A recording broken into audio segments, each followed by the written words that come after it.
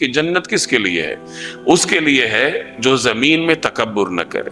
یاد رکھیے تکبر اللہ کو برداشت نہیں ہے۔ تکبر صرف اللہ کے لیے، کبریائی اللہ کے لیے۔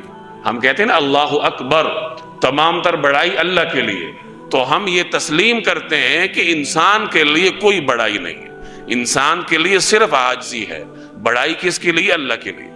اور آخرت کا گھر اللہ اسی کو دیتا ہے جس کے دل میں بڑائی نہیں ہوتی۔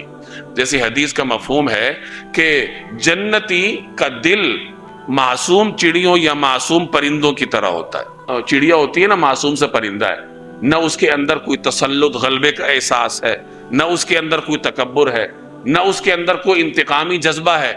تو اہل جنت کے دل بھی ایسے ہوتے ہیں کہ انتہائی سیدھے سادے ہوتے ہیں، نہ ان کے اندر تکبر ہوتا ہے، نہ ان کے اندر بڑائی ہوتی ہے، نہ ان کے اندر یہ شوق ہوتا ہے کہ یہ سب لوگ میرے تحت آ جائیں، نہ وہ انتقامی جذبے رکھتے ہیں۔ تو جو آدمی اپنے دل کو ان تمام منفی چیزوں سے پاک کرے گا، جنت اس کے لیے ہوگی۔